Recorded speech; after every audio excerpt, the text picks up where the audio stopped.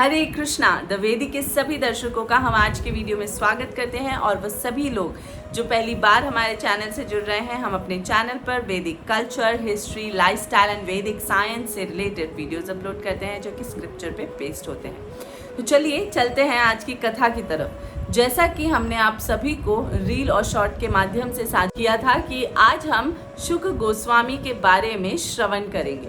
शुक गोस्वामी कौन थे? देखिए, श्रीमती राधा रानी और भगवान श्री कृष्ण गोलोक धाम में नित्य विचरण करते हैं। वो उनका धाम है। जैसे हम कहते हैं ना कि मुझे गोलोक धाम जाना है। जो भगवान विष्णु की आराधना उपासना करता है वो जाता है वैकुंठ में। जो भगवान श्री राम की उपासना करता है वो जाता है साकेत धाम में। जो भगवान शिव की उपासना करता है वो जाता है शिवलोक में। जो अपने पूर्वजों की उपासना करता है वो उनके धाम जाता है। तो देखिए, वैसे ही जो भगवान श्री कृष्ण की उपासना करते हैं वो जाते हैं गोलोक में।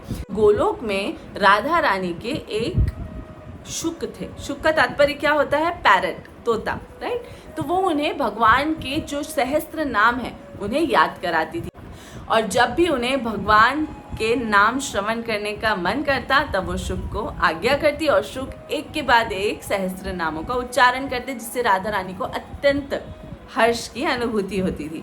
एक बार की बात है, जब भगवान श्री कृष्ण राधा रानी के महल पहुंचे तो वहां पर सभी लोगों ने भगवान को उठकर प्रणाम किया, परंतु शुक ने भगवान को प्रणाम ऑफर नहीं किया। तब राधा रानी ने भगवान के जाने के बाद उनसे पूछा कि आपने भगवान को प्रणाम ऑफर क्यों नहीं किया? तो उन्होंने बोला, मैं नहीं जानता था कि जो व्यक्ति आए थे वो कौन है।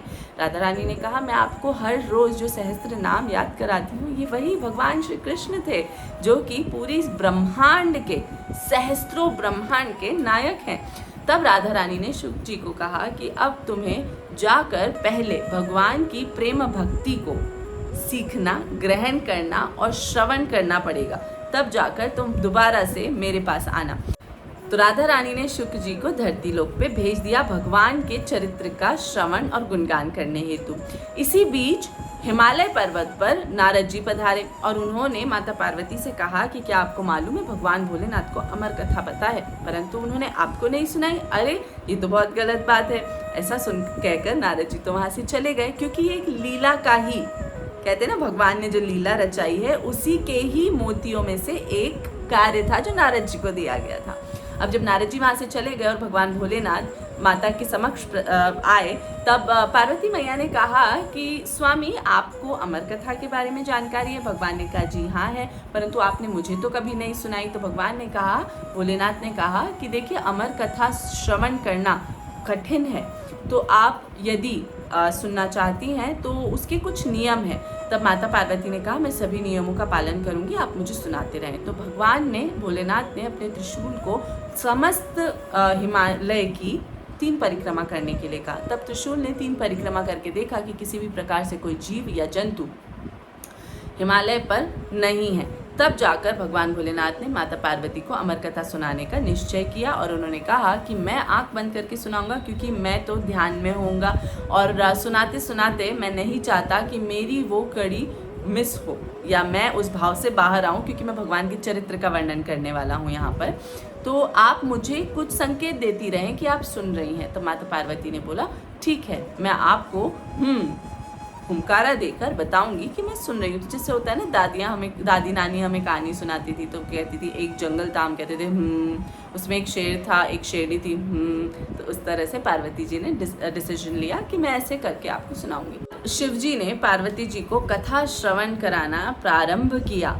उसी बीच राधा रानी द्वारा भेजे गए शुक पक्षी अपने बाल्य अवस्था में उस पेड़ पर, जहाँ पर शिव जी उन्हें कथा सुना रहे थे पार्वती जी को, उस पर आकर बैठ गए।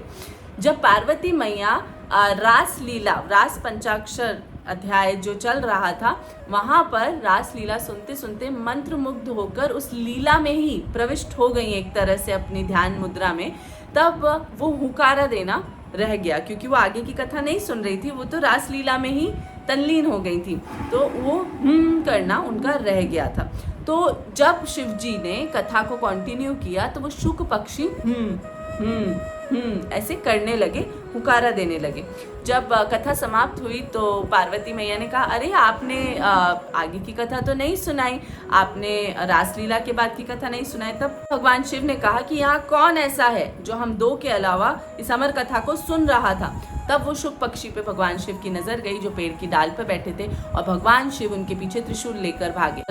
उड़ते उड़ते शुक पक्षी जाकर पहुंचे बद्रिकाश्रम के माणा ग्राम में, जहां पर वेदव्यास जी विटिका मैया रहा करते थे। विटिका मैया जब जमाई ले रही थी, यौन कर रही थी, तो शुक पक्षी अति सूक्ष्म होकर उनके नासिका से उनके गर्भ में पहुंच गए और उनके गर्भ में छुपकर बैठ गए। वहां पर शिव जी आए और वेदव्यास जी को सभी वृतांत बताया। तब वेदव्यास जी ने कहा कि भगवान, यदि उन्होंने अमर कथा सुन ली है तो देखिए आप उन्हें मार तो नहीं सकती क्योंकि वो अमर हो गए हैं, परंतु मैं आपको विश्वास दिलाता हूँ कि वो अमर कथा सिर्फ और सिर्फ कलयुग के जो बद्ध जीव होंगे उनकी मुक्ति के लिए ही वो सुनाएंगे किसी और को।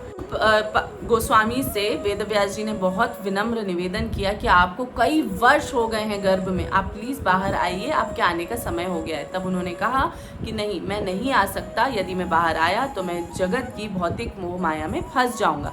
तो आप पहले मुझे भगवान श्री हरि से ये प्रॉमिस करवाइए कि यदि मैं बाहर आया भी तो मुझ पर जगत की कोई भी माया असरकार नहीं रहेगी। तब भगवान ने स्वयं उन्हें एक आश्वासन दिया और वो जन्म लेते ही शिशु रोता है, परंतु वो दौड़कर वन की ओर चले गए और वहां पर अपनी समाधि में अब बैठ गए और भगवान का ध्यान करने लगे, निराकार भगवान का।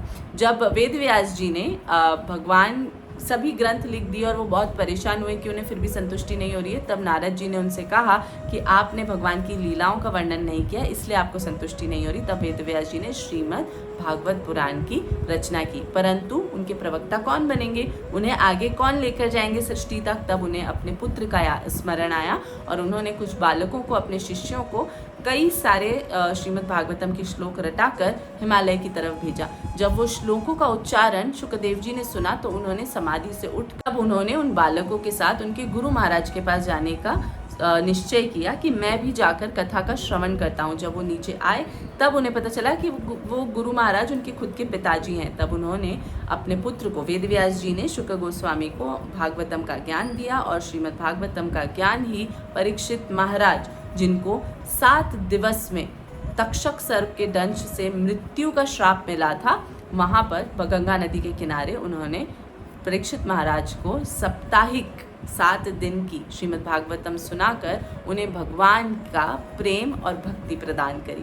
तो यहीं से शुरू हुई है हम बद्ध जीवों के लिए श्रीमद् भागवतम की साप्ताहिक कड़ी। तो ये जो 7 डेज का भागवतम हम करते हैं, ये 3 रीज़न से होता है। सबसे पहला जो परीक्षित महाराज के श्राप के समय में कथा हुई थी, जिसका वर्णन अभी हमने सुना। दूसरा है जो कि गौकर्ण जी ने अपने भाई धुंधकारी की प्रेत योनि से मुक्ति के लिए कराई थी, वो कभी हम अलग कथा में सुनेंगे, अलग वीडियो में सुनेंगे। तीसरी जब भक्ति महारानी के पुत्र ज्ञान और वैराग्य मरणासन्न में थे उस समय की। तो ये सभी कथाएं हम आगे के वीडियोस में लेंगे, पर आज के लिए हम वीडियो को यहीं विराम देते हैं। आशा करते हैं कि आपको ये डिटेल सुनकर लाभ मिला होगा। Thank you for watching. Hare Krishna.